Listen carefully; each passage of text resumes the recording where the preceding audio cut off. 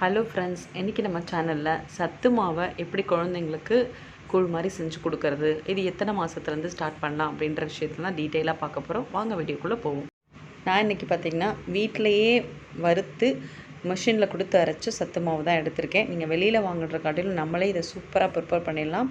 Already அப்போதான் இதுக்கு வீடியோவும் போட்டிருக்காங்க, நீங்கள் வீடியோவில் போய் பாருங்கள்.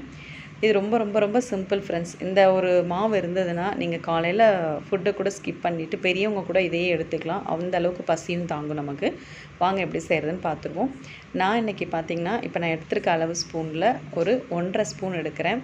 இதோட கன்சிஸ்டன்சியே எவ்வளோ வருதுன்னு பாருங்கள். ஏன்னா இதில் எடுத்துருக்க அந்த பொருட்கள் எல்லாம் அந்த அளவுக்கு நமக்கு கன்சிஸ்டன்சியை கொடுக்கும். இந்த 1.5 ஸ்பூன் மாவை ஒரு பவுலில் மாற்றிக்கோங்க. கொஞ்சமாக தண்ணி ஊற்றிக்கோங்க. தண்ணி வந்து நார்மல் வாட்டர் தான், ஹாட் வாட்டர்லாம் வேண்டாம்.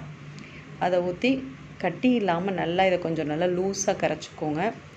சில பீப்புள் என்ன பண்ணுவீங்கன்னா ஃபஸ்ட்டு தண்ணியை வந்து கொதிக்க வச்சுட்டு அதில் மாவை போட்டு மிக்ஸ் பண்ணுவீங்க. அதை அடி பிடிச்சிரும், சரியாகவும் வேகாது, கட்டி கட்டியாக இருக்கும்.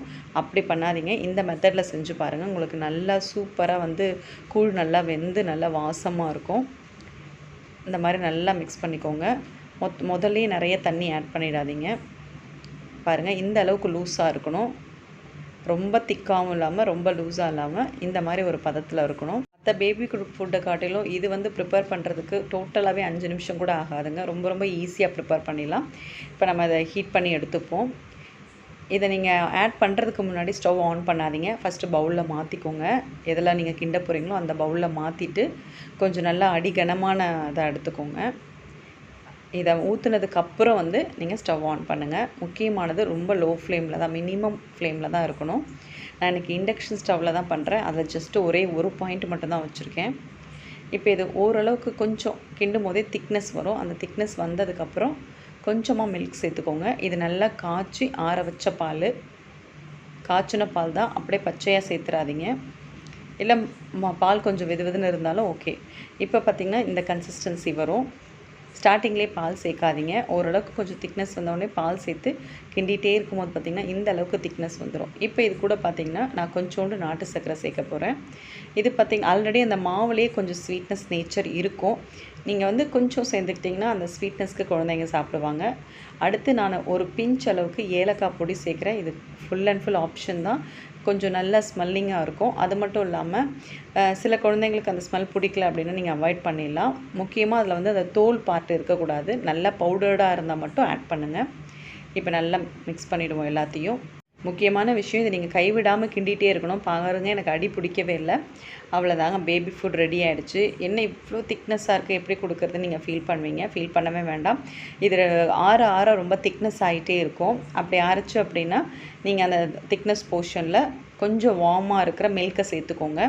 நல்லா இதை வந்து மிக்ஸ் பண்ணுங்கள். ஏன்னா கொஞ்சம் கட்டி கட்டியாக தான் நிற்கும். நல்லா ஃபோர்ஸாக மிக்ஸ் பண்ணிங்க அப்படின்னா நல்லா கூழ் மாதிரி வந்துடும். இதை வந்து நல்லா கொஞ்சம் லூஸாக இருக்கிற மாதிரியே எடுத்துக்கோங்க. ஃபஸ்ட்டு குழந்தைங்களுக்கு கொடுக்கும்போது ரொம்ப திக்னஸாக கொடுத்திங்கன்னா வாயில் போய் ஒட்டிக்கும், பிடிக்காதவங்களுக்கு. இந்த மாதிரி பதத்துக்கு எடுத்துக்கோங்க. இப்போ நமக்கு சத்தான சத்து மாவு கொஞ்சம் வந்து ரெடி ஆகிடுச்சு. இதை வந்து பார்த்திங்கன்னா நீங்கள் 10 மாத குழந்தைங்கள்லேருந்து எல்லாருக்குமே கொடுக்கலாம். ஈவன் அதுக்கு மேலே இருக்க ஏஜ் பீப்புள் எல்லாருமே, ஈவன் பெரியவங்க கூட சாப்பிட்லாம். கர்ப்பிணி பெண்கள் சாப்பிட்லாம், குழந்தை பெற்ற தாய்மார்கள் சாப்பிட்லாம், எல்லாருமே சாப்பிட்லாங்க.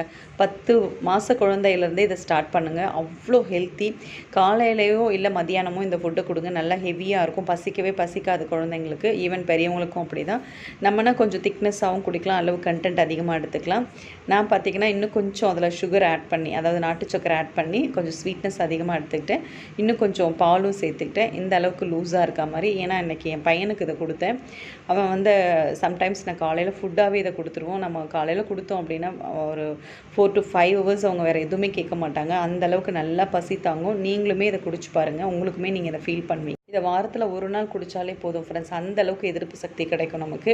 கர்ப்பிணி பெண்களும் இதை வாரத்தில் ஒரு நாள் எடுத்துக்கோங்க. மோஷன் டைட்டாக ஆச்சுன்னா நாட்டு வாழைப்பழம், கிஸ்மிஸ் ஜூஸ் எல்லாம் குடிச்சுக்கோங்க. நான் என் பையனுக்கு கொடுத்தேன். அவன் ரொம்பவே லைக் பண்ணி குடித்தான். பாப்பாவுக்கும் நான் இதே ஃபுட்டு தான் இன்றைக்கி காலையில் கொடுத்தேன். 2 பேருமே ரொம்ப விரும்பி குடித்தாங்க. நீங்களும் இதை செஞ்சு பாருங்கள். செஞ்சு பார்த்துட்டு கமெண்ட்ஸ் பண்ணுங்கள். இந்த வீடியோ பிடிச்சிருந்தால் லைக் பண்ணுங்கள், ஷேர் பண்ணுங்கள், கமெண்ட்ஸ் பண்ணுங்கள். நன்றி, வணக்கம்.